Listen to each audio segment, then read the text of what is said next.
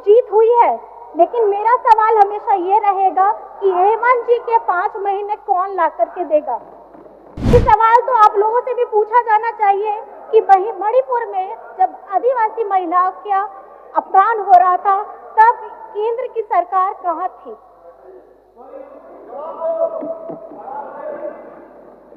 जब हमारे मध्य प्रदेश में हमारे आदिवासी दलित भाई को प्रताड़ित किया जा रहा था तब केंद्र सरकार कहाँ थी। तो ये मेरा सवाल है कि जब आप हमारा आदिवासी धर्म कोड, हमारा पिछड़ों का आरक्षण, हमारे जितने भी यहाँ से नीतियाँ लागू होते हैं उनको वहाँ से इन्होंने आगे पास करने का काम नहीं किया है, और आज ये हमारी आदिवासी संस्कृति सभ्यता की बात करते हैं। यहाँ जो अभी आते हैं आसाम से माननीय, उनको मैं बताना चाहूंगी कि वहाँ पर भी असम में भी झारखंड के हमारे उराव, मुंडा आदिवासी के बहुत सारे लोग हैं। क्या आज इतने वर्षों से वो वहाँ रह रहे हैं, क्या उन्हें झारखंडियत का उनको सम्मान मिला है? उनको नहीं दिया गया है, लेकिन फिर भी ये बात करेंगे कि हमको आदिवासियों को बचाना है। कल मैं पूछना चाहती हूँ, कल एक पत्रकार ने मुझे पूछा कि मैडम आपको बहुत बहुत बधाई हो कि शीर्ष कोर्ट ने हेमंत जी के उच्च न्यायालय के निर्णय में मुहर लगा दी है। तो मैंने उनको सिर्फ यही सवाल पूछा कि सच की तो जीत हुई है, लेकिन मेरा सवाल हमेशा ये रहेगा कि हेमंत जी के 5 महीने कौन ला करके देगा।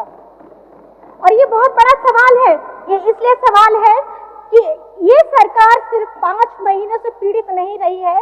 2019 का जब पूरा जनादेश मिला उसके बाद ही तुरंत बाद यहाँ पर में हमारे विपक्ष के बैठे साथी लोगों ने और इनके चादर ओढ़े, सफेद चादर ओढ़े संवैधानिक संस्थाओं ने जिस तरीके से झारखंड की सरकार को गिराने का काम किया है वो काफी दुर्भाग्यपूर्ण है। और यहाँ पर में झारखंड इसको स्वीकार नहीं कर रही है, और हमारे झारखंडी के लोग जिस तरीके से आप लोगों को लोकसभा में जवाब दिया है, आने वाले विधानसभा चुनाव में भी आप लोगों को इसका करारा जवाब मिलने वाला है।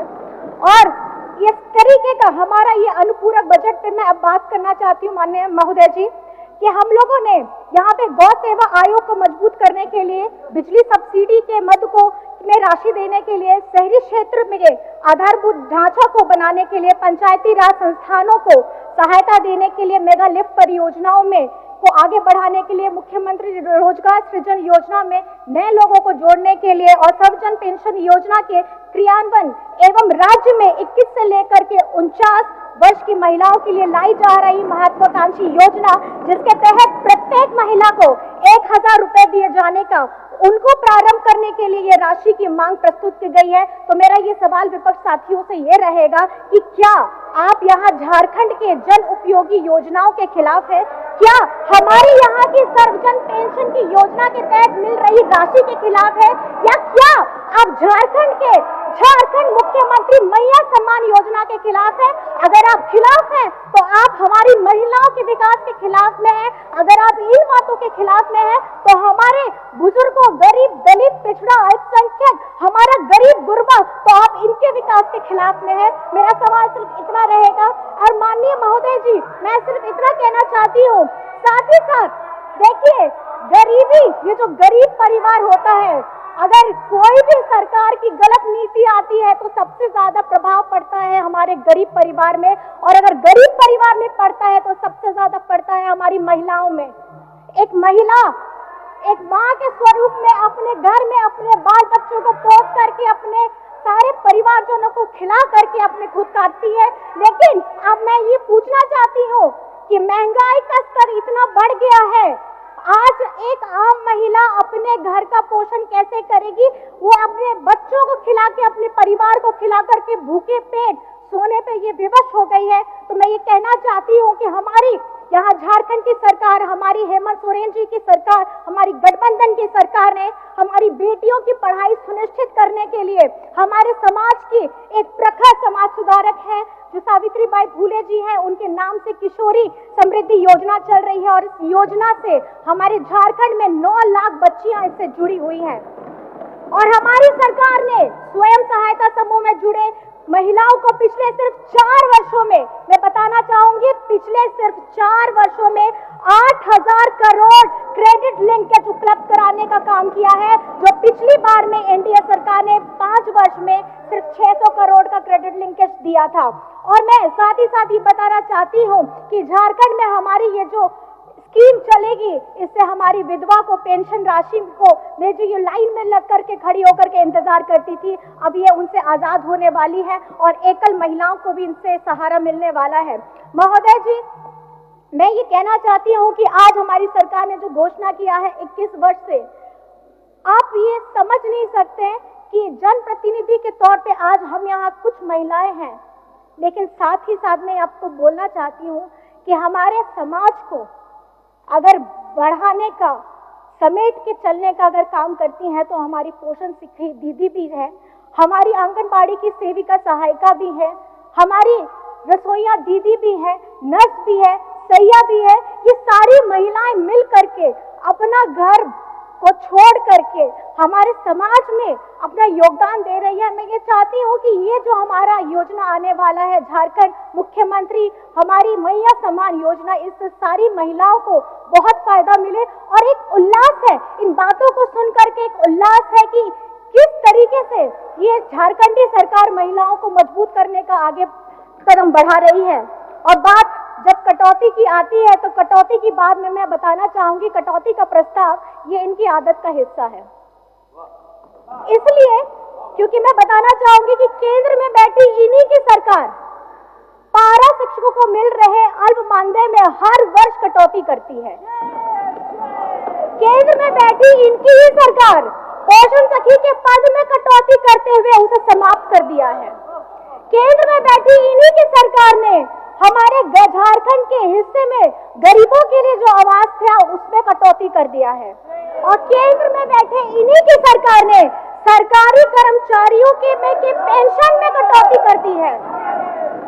केंद्र में बैठी इन्हीं की सरकार ने सरकारी पदों में ऐसा कटौती किया है कि आज केंद्र सरकार की नौकरियां ही गायब। आपको काउंटर नहीं करना चाहिए बड़े भाई।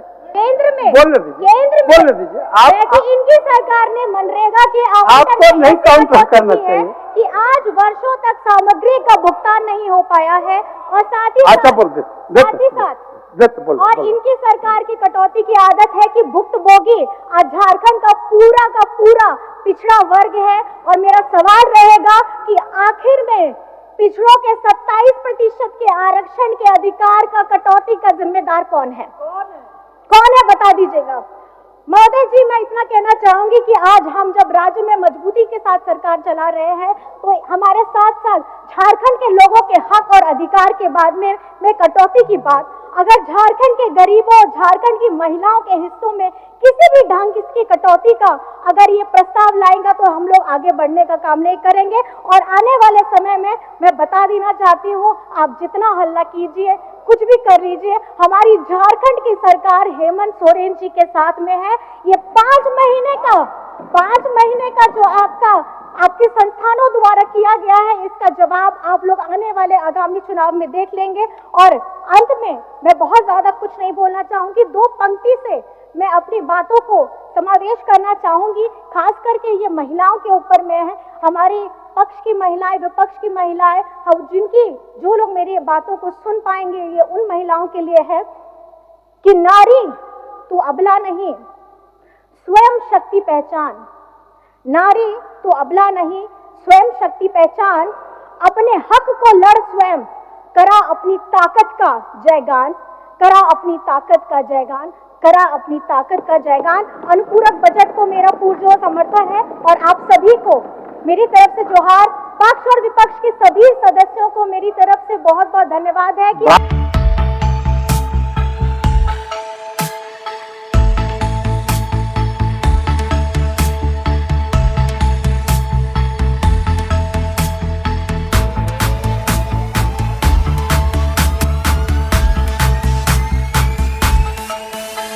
बायोम मेडिकल प्रिपरेशन का एकमात्र संस्थान जहां है complete digital classrooms, individual doubt counters, video lectures, student tracking system, library facility, 100% result oriented rankers batch, study package and class notes in PDF. The followup.in. Like, share, and subscribe. www.thefollowup.in